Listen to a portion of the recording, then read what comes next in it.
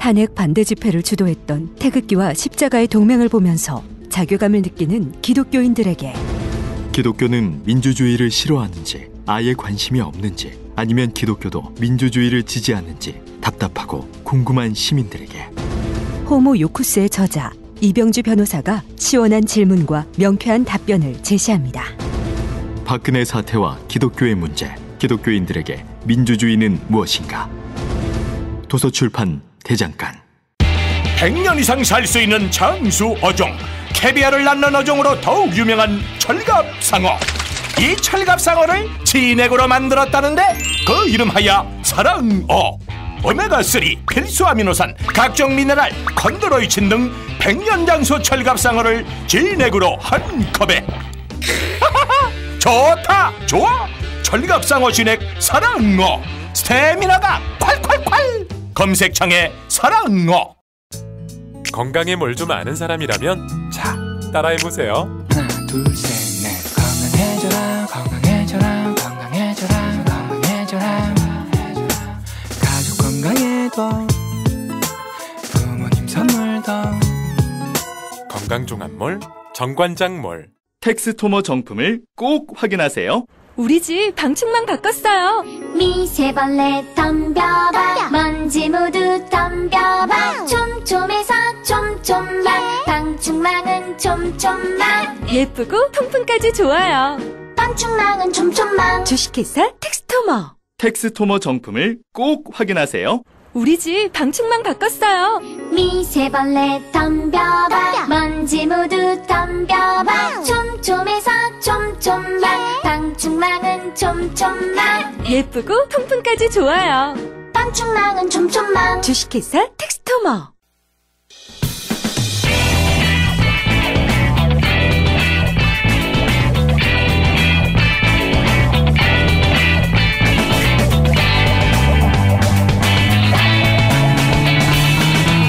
김어준의 뉴스공장.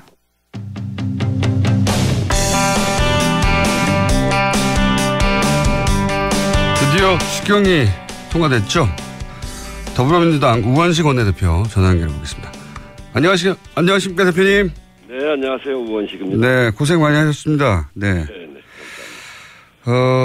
근데 막판까지 말들이 많았습니다. 이제 그 과정에서 민주당 불참 의원도 나왔고 또 자유한국당 집단 탈당도 있었는데 이 전후 사정을 좀 설명해 주십시오. 어떤 일이 있었는지. 좀 이야기가 긴데 예. 이게 이제 추경이 국회로 넘어와서 뭐 굉장히 많은 시간이 걸렸지 않습니까? 예. 그 과정에 자유한국당하고 야3당이 공조를 해서 추경의 원천 봉쇄를 하고 있었습니다. 예.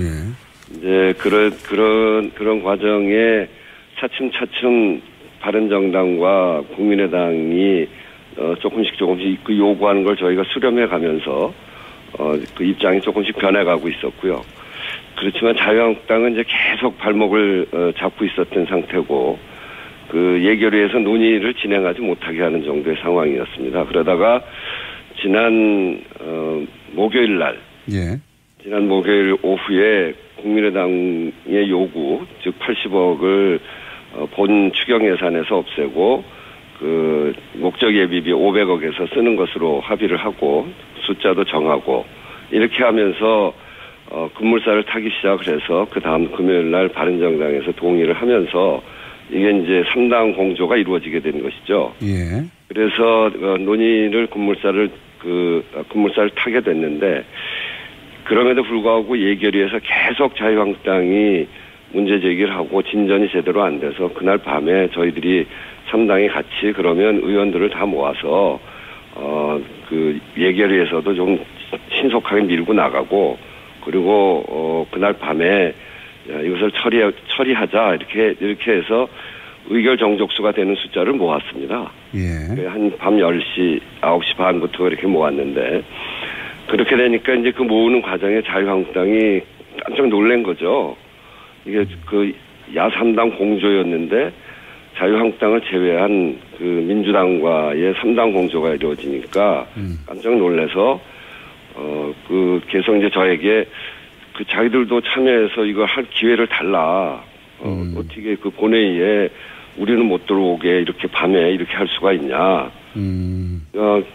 그런 이제 과정이 있었습니다. 이제 그러니까 본회의에 자유한국당을 제외하고 처리될 것 같으니까 본회의에 참석하게 해달라고 금요일 밤에 요구가 있었던 겁니까? 네. 그래서 그것을 국회의장한테 제안을 해서 밤 11시에 국회의장 주재의 사당 회의가 있었습니다. 사당 대표회의가. 예. 거기서 정우택 대표가 그런 얘기를 또 했고요. 그리고 국회의장께서 중재를 해서 그러면 자유한국당도 들어와서 참여하겠다고 하니 오늘 중으로 예결위는 다 끝내고 내일 아침 9시 반에 다시 본회의를 소집을 해서 이걸 처리하도록 하자. 이렇게 이제 약속이 된 겁니다. 보통은 어떤 의안을 논의할 때 반대를 하면 반대 토론하고 나가는 경우는 종종 있습니다만 이렇게 시간을 정함에 있어서 쭉 갈등 사안이 있었던 것이고 그리고 3당이 모여서 그런 정도 진행된 상태에서 국회의장이 중재해서 자유한국당의 제안을 받은 것인데 그것을 반대 토론까지 하고 그것도 아주 길게 반대 토론을 하고 그리고 다 퇴장할 것을 저희들이 생각을 못했습니다. 그런 얘기를 하지 못했고요.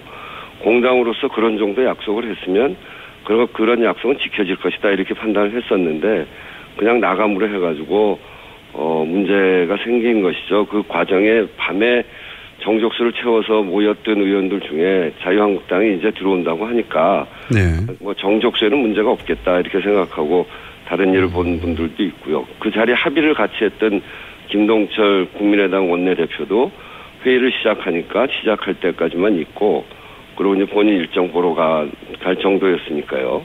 그러니까 정족수가 부족할 것은 그 전날의 합의에 비추어서는 전혀 상상하지 못했던 상황이었다. 한마디로. 네, 그렇습니다. 그러면 자유한국당이 집단 퇴장을 한 것은 정족수를 일부러 채우지 못하게 하려고 하는 나름의 전략이었던 건가요?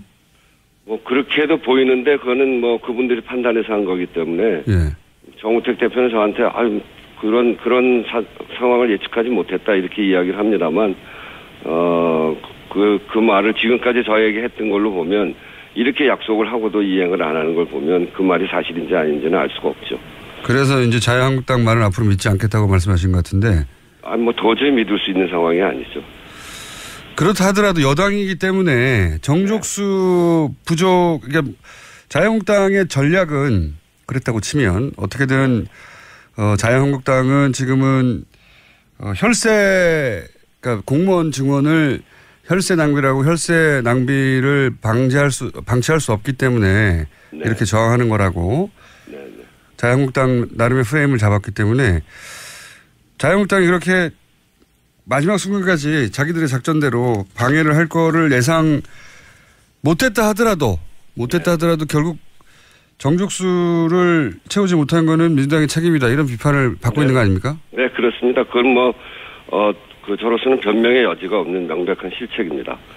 여당이기 때문에 좀 더 상황을 엄중하게 인식하고 제가 중심이 돼서 이런 점들을 의원들에게 더 주지시켰어야 했고요. 그런 점에서 이걸 제대로 못한 것은 저의 실책이라고 생각하고요.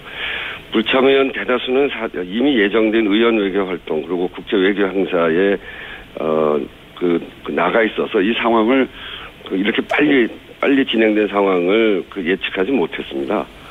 그래서 뭐 국회의원이 본회의보다 중요한 게 어디 더 있냐 이런 지적에 대해서는 뭐 전적으로 맞는 말씀이시고요.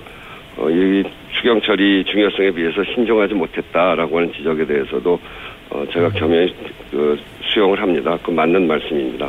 안민석 의원이나 뭐 이런 분들은 예정돼 있던 뭐 해외 뭐 다른 의원분도 몇 분 계시고 해외 일정을 소화했다고 하는데 예를 들어서 구체적으로 그 사유가 그렇게 불가피한 게 아닌 경우를 구분해서 당에서 조치를 한다든가 뭐 이런 계획도 있으십니까?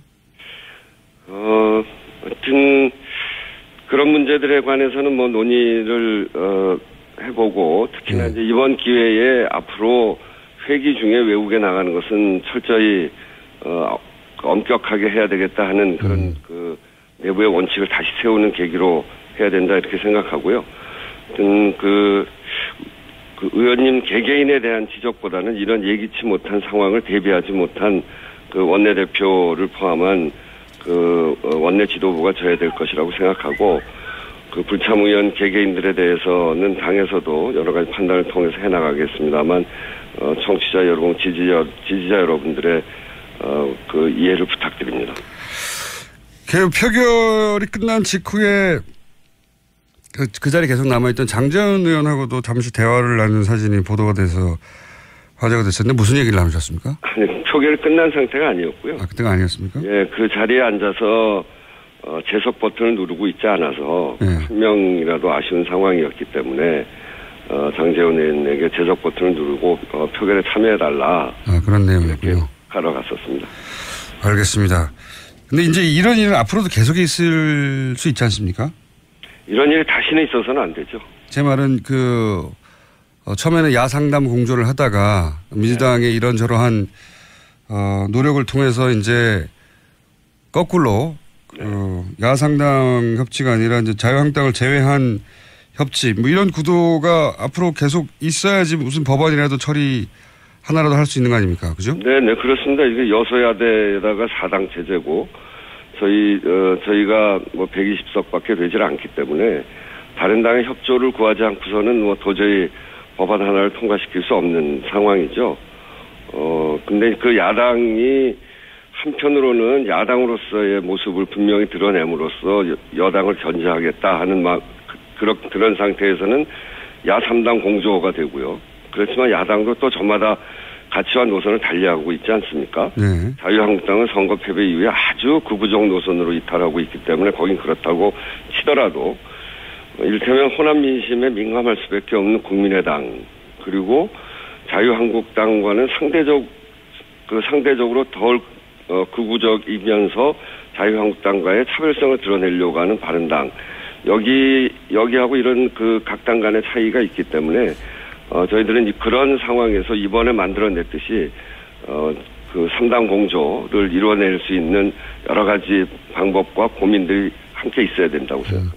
이번에 사실은 과거 거의 양당 체제라고 할 수 있는 과거의 원내대표는 도저히 겪지 않았을 일들을 많이 겪으셨을 것 같거든요. 여러 가지 실험도 해보고. 어떤 일을 겪으셨어요? 그러니까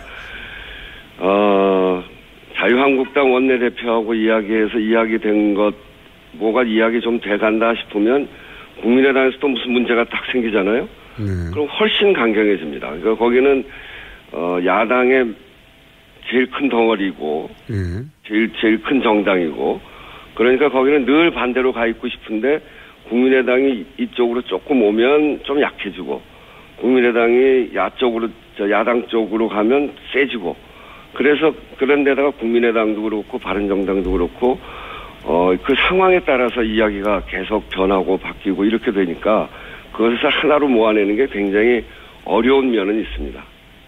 뭐 과거에는 방정식이 단순했는데 요즘은 굉장히 복잡해졌죠. 고차 방정식이긴 한데. 고차 방정식. 예. 그래서 다른 이전의 원내대표들은 안 겪었을 상황도 겪으실 것 같아요. 매일. 매일 겪습니다. 매일. 그래서 매일 원내대표들의 생각을 확인하고 그 당의 사정을 확인하고 지금 이 어느 쪽으로 흘러가려고 하는지를 예측하고 하는 것이 단 한순간도 긴장을 놓을 수 없는 그런 상황이었습니다. 고생이 많으십니다.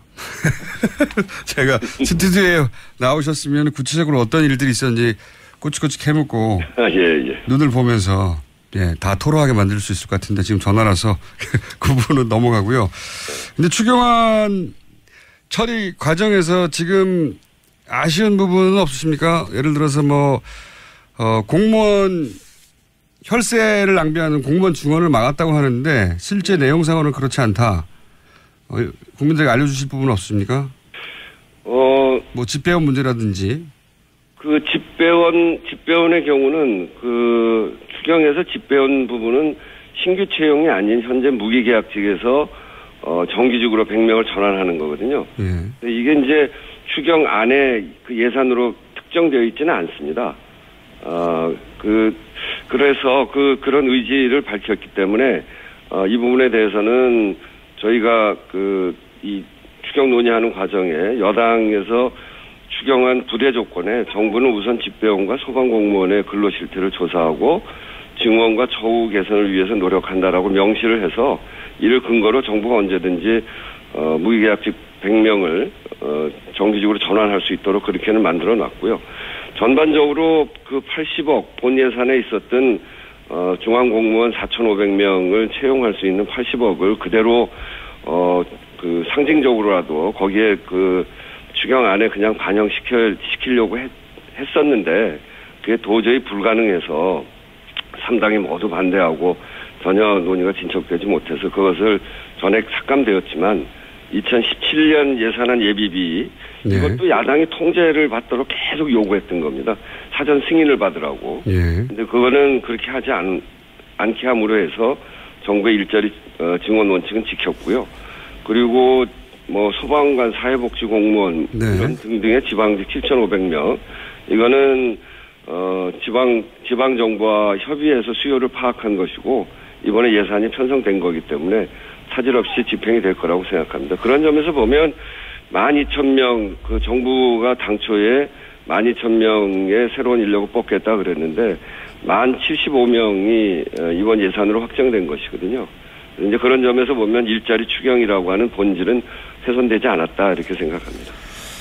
알겠습니다. 저희가 자유한국당 이야기도 따로 연결해서 다음에 들어보기로 할 텐데 그 이제 추경 정국은 이렇게 해서 거의 마무리가 된 것 같고요. 그 다음에 이제 바로 이제 증세 이야기가 나왔지 않습니까? 네네. 증세 얘기가 나오자마자 이제 표적 증세라고 공격하는데 네. 증세를 구체적으로 어떻게 누굴 대상으로 얼마나 하겠다는 건가요? 지금 저희들이 우선 생각하고 있는 것은 이 초고소득자, 5억 이상의 초고소득자, 그 다음에 재벌 대기업의 과표상 이윤이 2천억이 넘는 이런 아주 고소득의 그 기업과 개인에 대해서 여기에서 그 걷는 세금, 그러니까 새로운 구간을 만들어서 거기에 세금을 좀 더 올린다는 그런 이야기거든요. 그래서 이건 일반인이나 보통 사람들한테 해당하는 것은 아니고, 그동안 이제 법인세, 실효세율 16%에 불과한 실정인데, 이것을, 이명박 정권 때 이렇게 낮춘 거 아닙니까? 예. 그런 점에서, 초대기업이나 초고소득자에 대한 증세, 이런 걸 지금 논의하고 있는 그런 중입니다. 그 과표 구간이 5억 이상 되는 개인이 얼마나 됩니까? 이 숫자 파악은 아직 저희가 한 건 아니고요. 예. 초대기업 2천억 이상에서 걷어지는 세금은 한 3조가 좀 넘는 정도고요. 예. 5억 이상의 이제 초고소득자라고 하는 게 언론에서는 대략 0.1% 정도 수준이라고 하는데 숫자로는 그러면 뭐 한 10,000명에서 20,000명 사이 정도 되는 건가요? 네, 그런 정도. 근데 이렇게 해서 걷어지는 게 이제 총 4조가 안 되는 거죠? 네네. 거둔다 하더라도. 네. 4조 가지고 대통령의 공약 소요 예산이 178조였던가요? 그 정도였는데 이거 부족하지 않습니까? 네, 일단은 이제 저희 당에서 제안한 게 그런 정도고요. 이제 이런 논의를 시작으로 해서 당과 정부가 본격적인 논의를 시작할 것이거든요. 그래서 이 증세로 인한 경제적 효과, 사회적 영향을 면밀히 지금 살펴보고, 그러고 준비를 해 나가고 있습니다. 김동연 경제부총리는 법인세 인상은 없을 것이라고 했었었는데, 이렇게 되면 경제부총리가 불과 한 달 전에 했던 얘기가 뒤집어지는 거 아닌가요? 그러니까 경제부총리의 생각도 우리의 경제 사정과 또 지금까지 있었던 여러 가지 문제들을 검토해 가면서 서로 상의해 가야 되는 것이라고 생각합니다. 이 법인세 인상은 정확하게 말하면 이명박 정부 시절에 25%였던 것을 22%로 낮춘 그렇죠. 거잖아요. 네. 이명박 정부 시절에 대규모 감세로 인해서 경기 활성화 목적이 달성되지 않은 것은 야당도 부정할 수 없는 일입니다.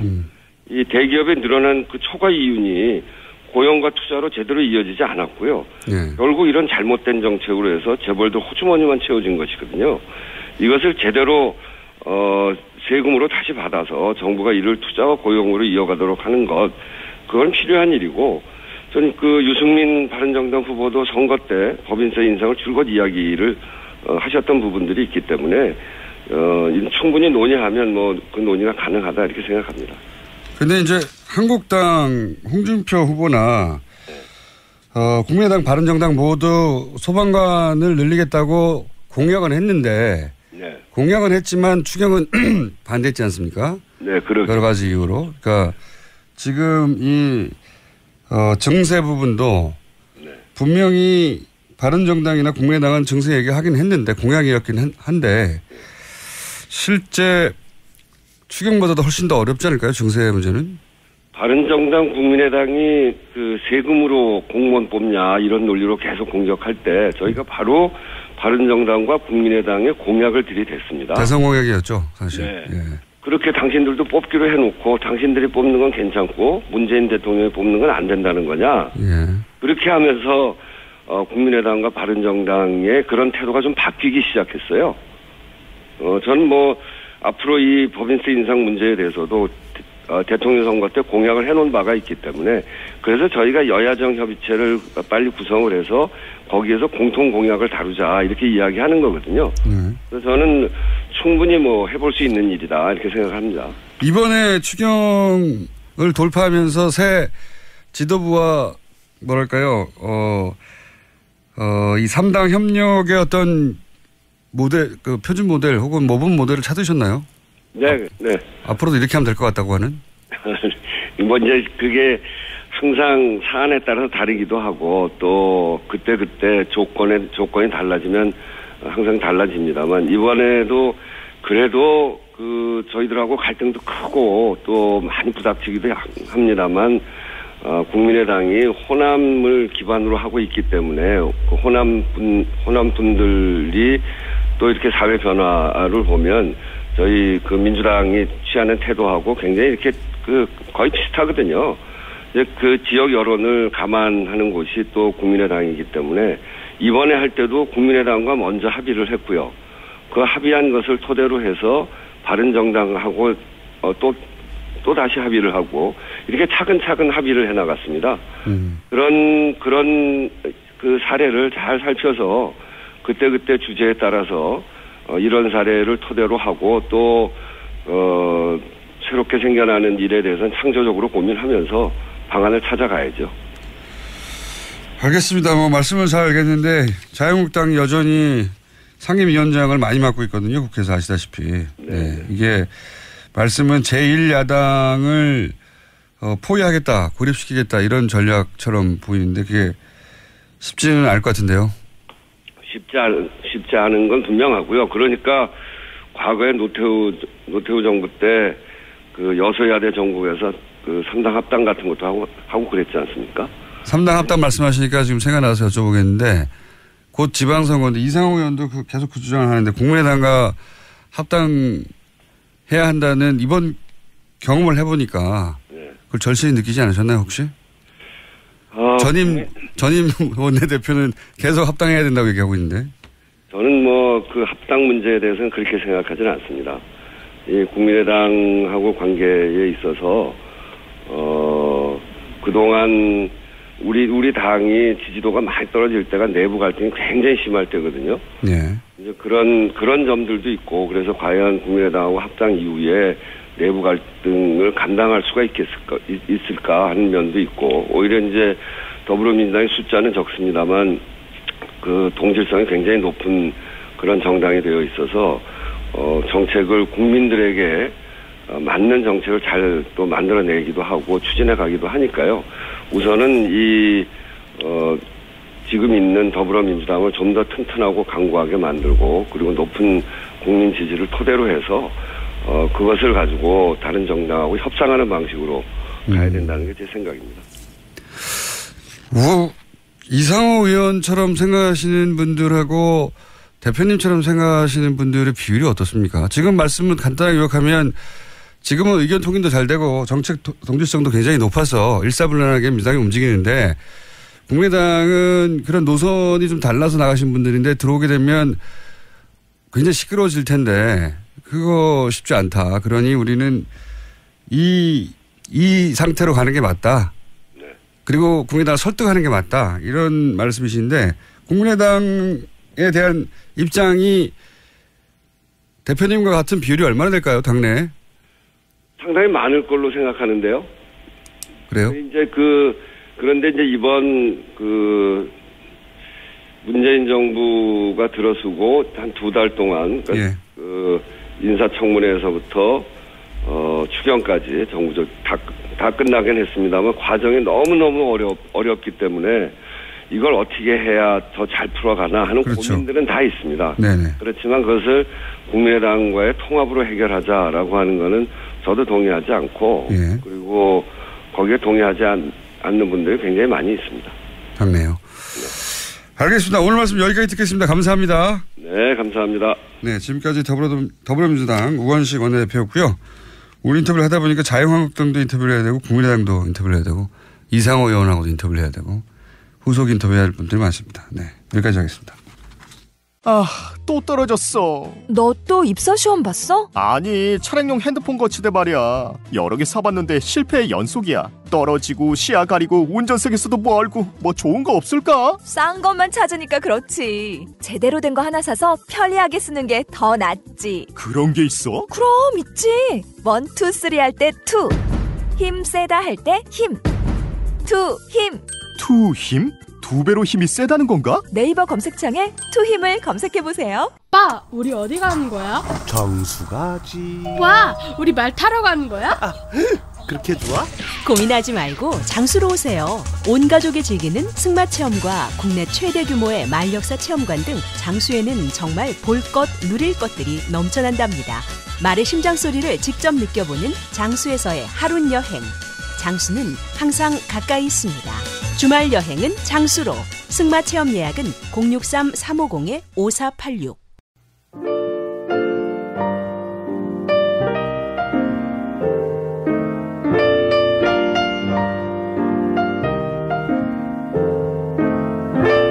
불친절한 AS. 오늘은 태양광에 관한 문자가 많습니다. TBS 옥상에다 설치해라. 예. 찬성. 그 외에 많은 아이디어들이 있었고요. 저희가 오늘 방송하다가 이 태양광에 대한 이해도가 우리가 굉장히 떨어지고 있구나. 태양광에 대한 이야기를 좀 더 많이 해야 되겠다는 생각을 사실은 저희 제작진과 했습니다. 태양광 좀 더 다뤄보겠습니다. 그리고 오뚜기 훌륭한 기업이네요. 예. 상속세 냈다는 얘기 듣고 문자 보내신 것 같습니다. 그래서 전 인육라면만 먹습니다. 건더기 스프도 충실하고 국물도 맛있어요. 네. 거기까지는 잘 모르겠습니다. 저는. 어쨌든 기업인으로서 훌륭한 건 맞습니다만 제품이 모든 사람 입맛에 가장 맞는지는 잘 모르겠고요. 그건 별개의 영역이고. 그런데 이제 그런 문제가 많이 왔습니다. 오늘. 자, 그리고 러시아 캄차트카 게스트하우스 그루샨카에서 듣고 있는데 교통정보는 없어요. 버스가 다닐 필요가 없는 작은 동네거든요. 네. 얼마 전에 고미 마을로 내려왔는데 공장장이 내려온 줄 알았습니다. 네, 고미 마을로 내려오는 동네 게스트하우스에서 계신 분인데 누가 멀리서 듣나? 네, 저희가 이번 주에는 추려서 이분들 중에 몇 분은 직접 통화를 하고 네, 이 불친절한 AS 시간에 소개해드리겠습니다. 여기까지 하겠습니다.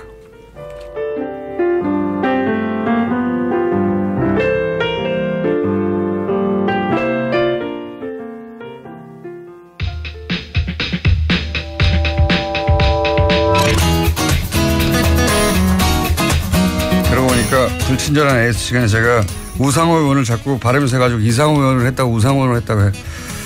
그리고 우상호 전 원내대표를 의미하는 것입니다. 월요일은 제가 바람이 특히 셉니다. 목요일과 함께. 자, 인문결 소장님, 임상훈 소장님 나오셨습니다. 안녕하십니까? 네, 안녕하십니까? 네. 오늘은 시간을 좀 확보했어요, 저희가. 아유. 보통 5분 내외였는데 네. 무려 15분 가까이 있는 시간이에요. 뭐 오늘 충분히 얘기할 수 있겠네요. 자, 오늘 다른 얘기하기 전에 네. 그 얘기 좀 드려야 될 것 같아요. 원전 얘기 2주 연속으로 했잖아요. 네네. 해외에서 문재인 정부 첫 여러 가지 정책 중에 탈원전 정책에 대해서 관심이 크다. 왜냐하면 네. 그거는 세계적으로 이슈니까. 그렇죠. 예. 제가 이제 그 말씀을 이제 최근에 많이 드렸던 이유는 우리나라 국내에서보다 그 외국에서 굉장히 관심을 많이 가지고 있고 어떻게 처리할 것인가. 이게 몇 안 되는 그 우리나라가 세계 그 이슈를 선점하고 있는 그런 몇 안 되는 중에 하나거든요. 그리고 앞으로의 그 다양한 분야 원자력뿐만 아니라 그러니까 원자력 분야에서도 우리가 이렇게 철수한다고 하니까 전 세계적으로도 축소될 것 같다는 그런 움직임이 보이고 그다음에 그렇게 되면은 천연가스를 우리나라가 많이 쓸 것 같다. 그러니까 갑자기 천연가스 시장이 들썩들썩한 그런 게 있고 그러니까 전 세계적으로 좀 많이 우리가 뭘 여러 가지 의미로 주도를 하고 있는 그런 게 보여서 그러는 건데 왜냐하면 이제 일본에서의 그 원전 사태로 인해서 전 세계적으로 원전에 대한 관심이 굉장히 높아졌거든요. 네. 이게 한 번 터지면 정말 거대한 재앙이구나. 거기까지는 이제 공통의 인식을 가졌기 때문에 원전 정책을 어떻게 가져갈 것인가는 전 세계적인 관심사예요. 맞습니다. 자기들도 다. 우리가 이제 전 세계적으로 지금 그 문재인 대통령의 한반도 이니셔티브 그 관심을 많이 가지는데 또 하나가 더 늘은 거죠. 천연 자원 그러니까 뭐 자원이 아니고 그 천연 에너지 이니셔티브 그게 하나가 더 추가가 돼가지고 굉장히 그 해외에서 많이 관심을 가지고 보고 있는 그런 자기들도 보고 따라하거나 혹은 저렇게 하면 망하는 거구나.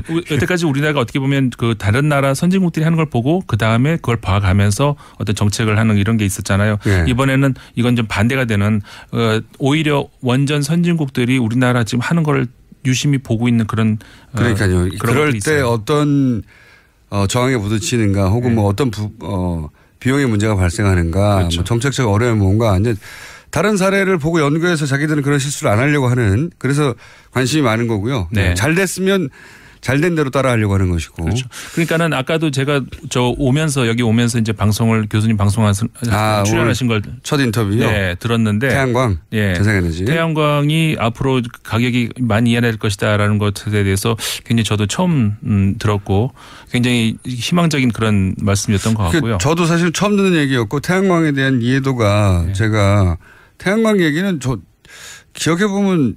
초등학교, 중학교 때부터 그렇죠. 벌써 80년 이상적인 그런 얘기였잖아요. 80년대부터 나왔거든요. 그래서 금방 될 건가 싶었는데 지금 30년째 안 되고 있거든요. 30년 거의 40년째. 그래서 태양광은 뭐 금방은 안 되는 거야 했는데 인식 수준이 굉장히 머물러 있었죠.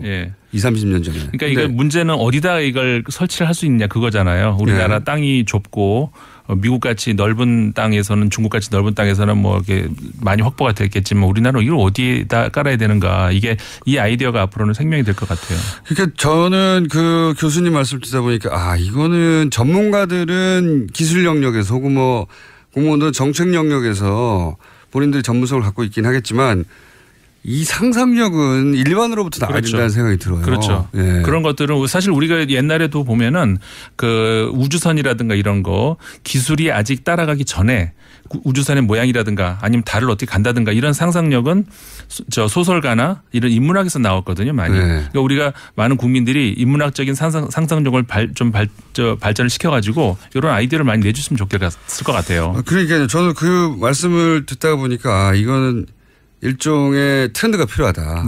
태양광이라는 게 멀리 있는 게 아니라 가까이 있는 것이고 지금 여의도의 정경련 건물 같은 경우에도 건물 자체가 그 외관이 그 태양열을 수용하게 돼 있잖아요. 그러니까 우리 그 빌딩들 중에 고층 빌딩 중에 유리 건물이 많거든요. 그렇죠. 한국에 우리 많이 태양광 패널을 그걸로 바꿀 수 있는지 모르겠는데 태양광 패널을 바꿀 수 있을지 모르겠는데 그런 거라든지 정경련 회관이 그렇게 돼 있잖아요.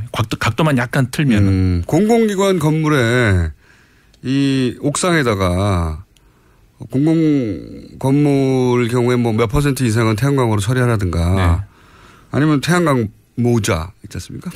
그리고 우리나라 같은 경우에는 모자에 옆에 USB 선이 있는 거예요. 그래가지고 모자 쓰고 다니다가 USB 선 해서 다 꽂아서 파라솔 위에다 달면 되잖아요. 파라솔 위에 그 바닷가에 파라솔 그 태양광으로 바꿔가지고 거기서 바람 좀 나오게 하면 좋을 것 같기도 하고.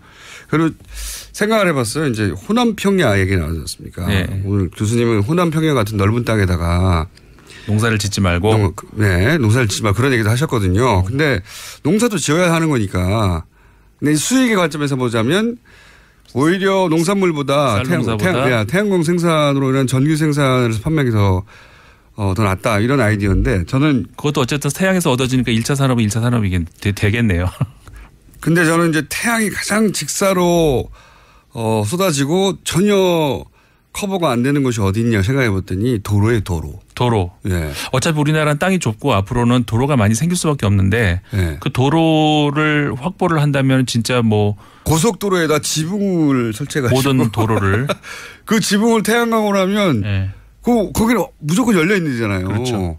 그리고 그 비용이 이제 건설 비용이 들어가긴 할 텐데 고속도로 지붕을 태양광으로 다 덮어버리면 어떨까요? 그렇죠. 그리고 그런 지붕은 무게를 많이 지탱해야 되는 그런 지붕도 아니잖아요.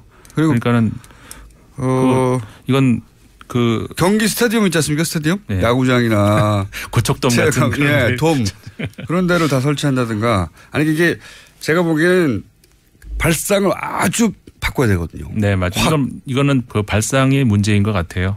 네, 이미 원자력이라든가 이미 뭐 화력이라든가 여기는 그 건설로 먹고 사는 사람들도 있고요. 그로 인해서 이론을 제공하는 사람도 있고요. 거기를 연구하는 연구자들도 있고요. 이미 하나의 세력이 있어요. 그 세력이 이 시장을 주도해 갈 수 있는데 여기는 없잖아요. 너무 적잖아요. 그렇죠. 그러니까 정부가 혹은 일반에서 굉장히 적극적으로 전환하지 않으면 이런 생각이 들거든요. 교수님 무슨 말씀을 하시려고 하냐면 10년 이내에 집에 있는 전기자동차가 점점 늘어나고 네. 그러면 전기자동차에 배터리를 충전해야 되잖아요. 배터리. 그 배터리를 충전하는데 집에서 태양광해서 꽂고 이런 시대가 그렇게 멀지 않다. 생각해보니까 그렇게 멀지 않은 것 같아요. 그렇죠. 지금도 주택 지붕을 그렇게 바꾼 주택들 많이 있잖아요. 서울시에서도 많이 이거를 권장을 하고 있는 걸로 알고 있는데. 이때까지는 이제 미래를 위한 투자 정도였다면 그게 아니라 앞으로 곧 다가올 미래다 이건. 그렇죠. 먼 미래가 아니라. 네. 그래서 저희 뉴스공장에서 오늘 뉴스 아이템 하나 난 다음부터 이거 좀 다뤄봐야 되겠다 하는 생각을 듣다가 들었습니다. 자. 애청자분들 아이디어를 많이 받으세요. 그러니까요. 고속도로 지붕 같은 황당한 것부터 파라솔을 전부 다. 그리고 외국에 사막 같은 그런 데는 땅값이 쌀 거 아니에요. 사막 임차? 네. 사막에다 판넬 깔고? 그렇죠. 네. 그럼 땅을 사는 거야. 거기서부터 여기까지 전선 연결이 힘드니까. 축전지도 같이 묻어야 되겠네요. 축전지. 아니 어차피 천연가스도 올 때도 관을 계속 묻어서 끌고 오잖아요. 거기 옆에다가 전선 그러니까 같이 연결해가지고 오는 거죠. 고비 사막 임차. 그렇죠. 사막 많잖아요. 사막 많죠. 네. 아니 지붕도 많아요 우리나라에. 그렇죠. 지붕도 많고 고속도로도 넓게 있고. 네. 생각을 좀 해봅시다. 밀짚 모자에 태양광 밀짚 모자. 생각해보면 할 건 많네요. 모든 차량의 뚜껑을 다 패널로. 차량 진짜 자동차 위에 뚜껑을 그렇게 하는 것도 아이디어고요. 차량 얼마나 뜨겁습니까? 직사광 받아가지고. 그러니까요. 여름 한철 한 몇 시간만 있으면 손을 댈 수도 없을 정도로 뜨겁잖아요. 후끈후끈한데 그거 다 에너지란 말이죠. 그렇죠. 네. 생각해보니까 많아요. 우리가 그냥 허비하고 있는 에너지가 많습니다. 자, 문자 많이 보내주시고요. 저희도 생각을 해볼게요. 이건 일반 대중이 여기 아이디어를 쏟아내기 시작하면 전혀 다른 차원이 벌어지거든요. 맞습니다. 네, 그럴 수도 있을 것 같고. 자, 그럼 오늘 이야기는 뭡니까? 시간이 어떻게 맞나 했더니 결국은 이렇게 됐고요. 네. 자, 어쨌든 그래서 이게 좀 건너뛰겠습니다. 무슨 얘기를 하려고 그러냐면은 전 세계 주요 4개국, 그러니까 미국, 일본, 영국, 프랑스, 그 지도자들이 지지도가 갑자기 급락하고 있다. 왜 그럴까? 이런 이야기를 오늘 해드리려고 했는데, 어쨌든 간에 그걸 요약을 하자면은 이 나라 지도자들이 지금 최근 들어서 스트롱맨이다. 뭐 이렇게 굉장히 강한 어떤 뭐라고 할까요? 그 리더십을 가지고 밀어붙인 그런 국가 원수들이었는데, 뭐 이유는 다 각자 다르죠. 미국 같은 경우에는 러시아 스캔들로 인해 가지고 그리고 아까 우리 방송에서 말씀하시던데 휴전선 철책을 다 또 그 얘기 휴전선 철책을 다 태양광 패널로 어떻습니까? 좋은 얘기죠. 그거 아까 제가 있잖아요. 저기 그때는 그 얘기 하셨잖아요. 미국에 멕시코에 그건 실제로 그 사람들이 하겠다는 장벽을 세우는데 반대가 많으니까 태양광으로 바꿔버렸다고. 네네. 그래서 휴전선을 그렇지. 그거 대신에 우리는 휴전선에서 전부 다 철책을. 네. 괜찮고요. 그렇죠. 또 없나요? 또 다시 돌아가죠. 네. 헷갈려.